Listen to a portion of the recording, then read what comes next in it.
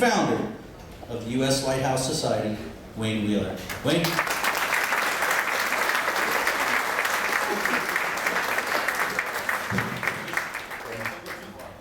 Well, I love the smell of lobster in the morning, to paraphrase a movie that came out a few years ago. It's an honor to be here, truly, and I really mean that. And I was quite surprised when Bob Mariles and his group invited us down for this affair. And it's so good to see a continuation of something that has been going on for 30 or more years, and I'll explain that in a bit. I would like to mention a few people at the risk of wearing out your hands, just tiny claps maybe, but my wife Sally was very instrumental in starting this, because while I was with the Coast Guard for 3 years, she was running around as a volunteer and getting things ready. So thank you, Sally. Bill Merlin and his wife, lovely wife Alice, were introduced earlier, retired admiral, and he was my, in the police department, they call my rabbi, because while I was starting this, there were a few people of the Coast Guard that weren't charmed with what I was doing. Not many, but a few, and he was chief of staff in that district and stood up for me. So, thank you for that. We have Admiral Jim Underwood here, of course, Bob Mariles, retired admiral. So we're surrounding you, General Cotton. I love it. All these admirals. Ken, by the way, Admiral Merlin is our treasurer. I asked him to come aboard several years ago, and he's really helped square us away. And just recently, Ken Smith agreed to come on board as a board member. So now the president of your Florida Lighthouse Association is now one of our board, called crossbreeding. And he's so good at raising money and what good stuff he does with his group that I thought he'd be a great asset, and we thank him for that. You know, over the years, the media has asked me, various parts of the media, what is it about lighthouses? What are these lighthouse nuts? Why are they going out to lighthouses? And I think there are a lot of reasons. I think that perhaps it is, of course, first of all, they're in beautiful settings. It might be the rocky cliffs of Maine, or the sweep of beach of the Carolinas or Florida, the Great Lakes. They're nice settings. And perhaps it is a memory of a weekend away with your loved ones, a honeymoon, or just a weekend with your Sparky, your girlfriend or boyfriend. It could be that. To some people, it's that light against that dark sea.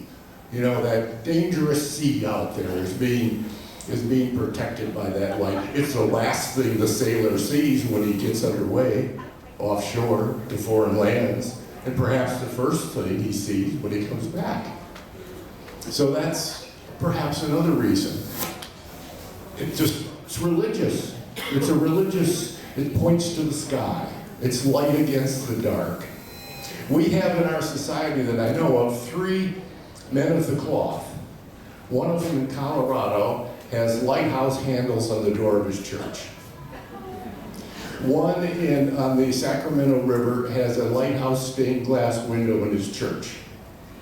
And there's a priest in Texas that uses an analogy between the prisms of a Fresnel lens and the parts of your soul. The love for your mother, your brother, your dog, your tennis partner. And if any of those prisms get a little dark or smudged, they don't give out as much light. So those are some other reasons, perhaps, that we love lighthouses. Of course, they're very important parts of our maritime past. All those tall ships have sailed over, most of them, over the horizon. There's a few rope walks about. Most of the ship chandleries are gone, but lighthouses remain. We still have lighthouses as a very important part of our maritime heritage. This country grew by maritime. Alexander Hamilton went to George and he said, you know, I think lighthouses should be as free as the air. I feel like I'm preaching to the choir here a little bit, so excuse me, but they should be as free as the air. And the government should take over the lighthouses so we have a homogeneous system. Well, the states didn't like that idea. They didn't want the government taking their lighthouses. At the time we had 12, or land for future lighthouses. And the great brouhaha came up in 1789 as to, are we going to let the federal government do this? Because the government was only, at that very first time, first Congress in 1789, was only given the right to issue stamps, currency, foreign affairs, Indian affairs, arguments between the states. The 9th Act of the first Congress, the first Public Works Act in this country, transferred the lighthouses to the federal government. 12, all 12 of them. And, but it took a while. Some of the Southern senators didn't want to do that. They said, well, hey, it's going to facilitate commerce. It'll facilitate commerce by providing a homogeneous system of aids to navigation through the states. Well, if you want to facilitate commerce, why don't you build roads and factories? So the argument went back and forth, but it did pass. And it's called the Commerce Act. And the Commerce Act is what the government has hung all of that alphabet on. Interstate Commerce Commission, FCC, the Health Care Act. All of this is a outsource from the Commerce Clause. And the other thing that lighthouses caused was the taking clause. The taking clause. The very first take clause was the, I'm gonna stay up here. I'm taking it up here. The first taking clause was 10 acres of Baker Island in Boston Harbor to build a lighthouse. The farmer out there didn't want to give up the 10 acres, so they took it. It's now called eminent domain, lighthouses. So lighthouses have been around. They're very important to our past, and they're very important that we should preserve them for future generations. Now, I just want to tiptoe through history very quickly. In 1939, the Coast Guard took over our lighthouse service. And they didn't do much with the probably 800 light stations around the country until the 50s. We had something called World War II come into play, and then the Korean War. But in the 50s, the Coast Guard started getting more and more responsibility. And recently, or recent to me, drug interdiction, fisheries, and Congress gave the Coast Guard more vessels and more ships, but no people. So to come up with bodies, billets we call them, they started automating light stations. Many of them had 4 personnel assigned. So by automating the light station, they would take 3 billets for a new ship or a search and rescue station, and 1 billet would go to a local base to service the automated lighthouses. But what happened was the Vandalus Americanus, the American vandals, started killing us on our light stations. They would break in downstairs, we would board up the windows, they'd shimmy up the drain spout, so we greased the drain spout. And so in Northern California, and the other thing was that the national government passed the Historic Preservation Act in 1966. We like how historical societies have been kind of back burner up until the 50s. By now we're starting to live longer, we have more disposable income, so people started getting interested in historic preservation. Instead of tearing down those ugly old brick buildings and building new plastic ones, people started to say, hey, we want to keep that courthouse. We want to preserve that old train station.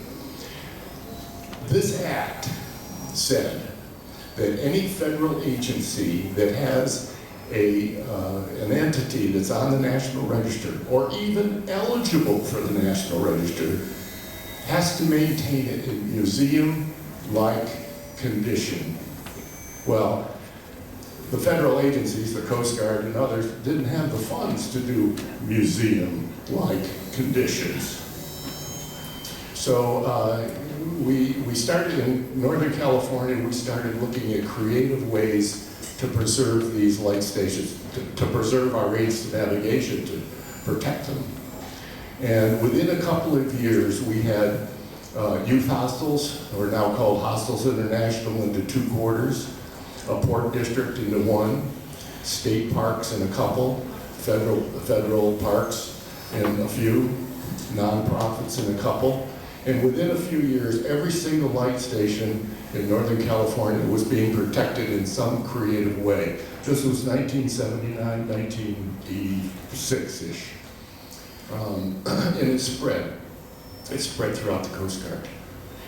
So good things were happening, but and then we started the U.S. Lighthouse Society in '84, but it wasn't just us, it was the Great Lakes Lighthouse Keepers Association started about that time, and they've done wonderful things with education, restoring lighthouses in the Great Lakes. There was Bill Davis up in Rochester, New York, single-handedly restored that lighthouse. I mean the whole thing. He had an old lantern room built. He took the vines off the side. He did the history. He had a new lantern room put on top of the tower. Key West Arts and Historical Society. They restored in 1989 the tower down in Key West.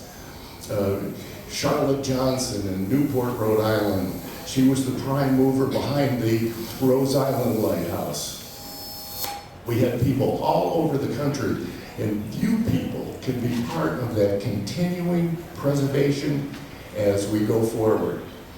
Now, back in '83 or so, or 2, I started giving talks slideshows on the history of lighthouses. And I had 2 slides made. The pretty shots of lighthouses. The first one had the word lighthouses, and the second one had the words an endangered species. They were an endangered species. Very part of our historic structures were in danger. But over the years, more and more have been preserved. And today, those slides, or at least the second slide, is useless. There's no need for that because they are not an endangered species. And I think that of all of the genre of buildings, whether it's train stations, which have been preserved in some areas, or courthouses, or any other historic building, lighthouses are leading the way and are well on their way to be completely restored, pretty much. I mean, there's some that are so far remote that it's not practical. So, I just want to mention, when you see this lighthouse today, cast iron lighthouse, the English and the French built a lot like this because they had property like Fiji, New Zealand, Australia, and they needed to erect lighthouses, so they would do a cast iron lighthouse like this. They could transport it easily and then mold it together. Voila, you've got a lighthouse. When you go in, you'll also notice that it's designed to have rooms to live in within the tower. But I don't think you want to live in a cast iron black lighthouse in Florida in August. So they built the quarters for the keepers, 3 cottages. The diorama up here will show you what it looked like and what this group wants to have come to fruition. And I tell you, it would be very impressive. I hope all of you will think about chipping in, working, raising money, and volunteers just to show the structures, maybe to help furnish them when they're completed, and I'm sure they're going to be completed. So you can be a very important part of our maritime heritage. I want to read you something by Edgar Guest. The light I've tended for 40 years is now to be run by a set of gears, the keeper said, and it isn't nice to be put ashore by a mere device. Now fair or foul, the winds that blow, or smooth or rough, the seas below, it's all the same to me. The ships at night will run to an automatic light. The clock and gear which truly turn are timed and set so the light shall burn. But did ever an automatic thing plant flowers in the spring? And did ever a bit of wire and gear a cry for help in the darkness here? Or welcome callers and show them through the lighthouse rooms as I used to do? 'Tis not in malice that I say these things. All men must bow to modern ways. But it's strange for a lighthouse man like me, after 40 years I'm sure to be, and wonder now, will the grass stay green? Will the brass stay bright and the windows clean? And will ever that automatic thing plant marigolds in the spring?